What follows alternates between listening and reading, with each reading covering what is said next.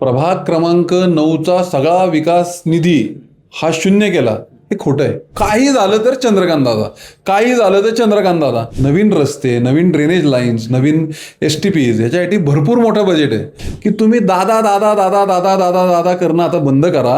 काही झालं म्हणजे काय व्हायच्या आधीच यायचं माध्यमांसमोर आणि ओरडायचं आणि हे करायचं, असं होत नाही, असं राजकारण होत नाही. असं नाही, अरे चंद्रकांत दादांना वेळ पण नाही अमोल बालवडकरकडे बघायला. कोथरूड विधानसभा मतदारसंघातील प्रभाग क्रमांक 9 मधील विकास कामांचा निधी फेरविचाराच्या प्रस्तावातून रद्द करण्यात आला असल्याचा आरोप राष्ट्रवादी अजित पवार गटाचे नगरसेवक अमोल बालवडकर यांनी केलेला आहे. खरं तर बजेट मंजूर झालेला असताना देखील माझ्या प्रभागाला 0 बजेट देणार असल्याचा आरोप त्यांच्याकडून करण्यात आलेला आहे. हा निर्णय खरं तर राजकीय वैमनस्य आणि कोथरूडचे आमदार चंद्रकांत पाटील यांच्या वैमनस्यातून म्हणजे त्यांच्याच बोलण्यातून झाला असल्याचा आरोप देखील त्यांच्याकडून करण्यात आलेला आहे. या संदर्भात चर्चा करण्यासाठी माझ्यासोबत भाजपचे महामंत्री आणि नगरसेवक पुनीत जोशी आहेत. अमोल बालवडकर यांनी काल ज्याप्रमाणे महानगरपालिकेमध्ये आरोप केलाय की माझा निधी जो आहे विकास निधी तो पूर्णपणे शून्य करण्यात आलेला आहे. सगळ्यात महत्त्वाचं या ठिकाणी मला आपल्याला सांगायला आवडेल की प्रभाग क्रमांक 9चा सगळा विकास निधी हा शून्य केला, हे खोटं आहे. प्रभाग क्रमांक 9मध्ये विकास निधी मोठ्या प्रमाणावर ह्या पुणे शहराच्या स्टँडिंग कमिटी चेअरमननी, महापौर असतील, सभागृह नेते असतील, त्यांनी दिलेला आहे. मोठमोठी विकास कामं, मोठमोठे हॉस्पिटलसाठीचे बजेट, नवीन समाविष्ट जी गावं आहेत, सूस आहे, म्हाळुंगे आहे, ह्याच्यासाठी नवीन रस्ते, नवीन ड्रेनेज लाईन्स, नवीन STPs ह्याच्यासाठी भरपूर मोठं बजेट आहे. तिथल्या पाषाण तलावासाठी भरपूर मोठं बजेट ॲलोकेट केलेलं आहे. आता हा जो विषय तो त्यांच्या यादीचा आहे. त्या यादीचा जो विषय तो त्यांनी महापौरांशी बसून, स्टँडिंग कमिटी चेअरमॅनशी बसून, सभागृह नेत्यांशी बसून त्यांनी चर्चा करावी, बोलावं. आणि काल हा विषय हा मुख्य सभेकडे दाखल केलेला आहे.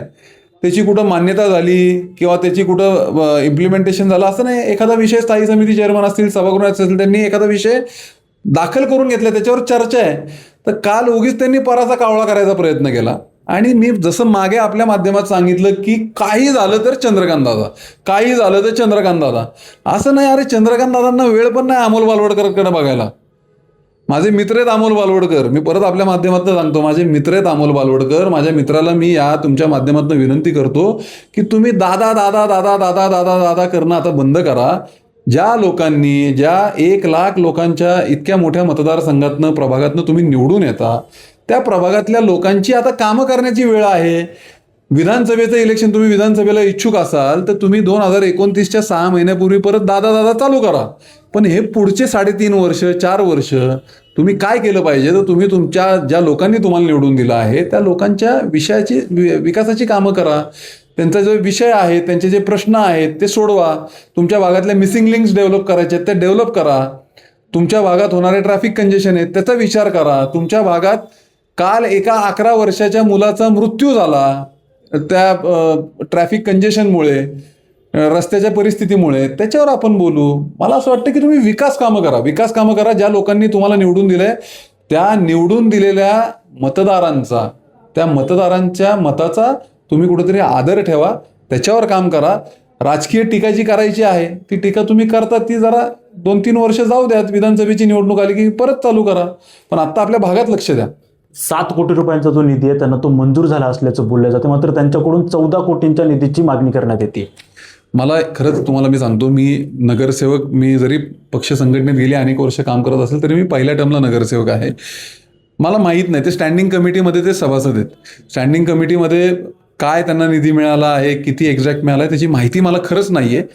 परंतु जे काय असेल ते, आणि जसं काल आमचे सभागृह नेते गणेश बिडकर यांनी सांगितलं की अरे आपण राज्यात मित्रपक्ष आहोत, मित्रपक्ष म्हणून तुम्ही या सगळ्या विषयात वरिष्ठांशी बोललं पाहिजे, बोला एकमेकांशी. उगीच काही झालं की सारखा हस्तक्षेप करायचा. आता त्यांनी एक आरोप असा केला की चंद्रकांत दादांनी दिलेल्या निधीवर कुठंतरी त्यांनी आक्षेप घेतलाय. अहो, चंद्रकांत दादा पाटील यांनी DPDC मधनं काही 2-4 कामं सांगितली असतील कदाचित, त्या कामांची चौकशी करा असं त्यांचं म्हणणं आहे. स्थायी समितीचा काय संबंध आहे त्याचा? स्थायी समितीचा काय संबंध आहे? बरं, संबंध असेल तर तुम्ही असे ठराव कशाला आणताय?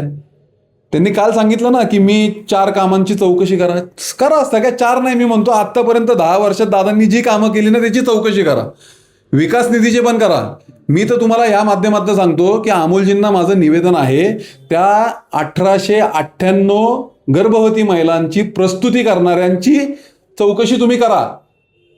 साधारण 1898 अशा मुली आहेत की त्यांची म्हणजे त्यांच्या डिलिव्हरीसाठी राईट फ्रॉम प्रेग्नन्सी म्हणजे त्यांची प्रेग्नन्सी हे झाल्यावर म्हणजे जर त्या प्रेग्नंट असतील त्यांच्या न्यूट्रिशनपासनं त्यांचे सगळे वैद्यकीय खर्चापासनं प्रस्तुतीपर्यंत जर समज मुलाला NICU मध्ये ठेवायला लागलं तर ह्या सगळ्या मुलींचा खर्च कोण करतो? चंद्रकांत दादा करतात. ह्या कोथरूड मतदारसंघातल्या 10,000 मुली अशा आहेत की ज्या मानसी नावाच्या प्रकल्पामध्ये त्यांचं आरोग्य, त्यांच्यासाठी योगा प्रशिक्षण, त्यांच्या वेलनेससाठी भरपूर काम केलं जातं. त्याची चौकशी लावा ना अमोलजी. मला असं म्हणायचं आहे की या कोथरूड मतदारसंघातले 22,000 पेक्षा जास्त ज्येष्ठ नागरिक आहेत जे सुट्टीसाठी निसर्ग छाया सारख्या रिसॉर्टमध्ये जातात, जे दादांच्या माध्यमातून तयार झाले त्या रिसॉर्टमध्ये जातात. तिथं त्यांचा एकटेपणा तिथं तो म्हणजे तिथं ते एकटेपणा तो त्यांना मिळत नाही, समाजात कुठं जाता येत नाही, अशी सुट्टीसाठी जातात.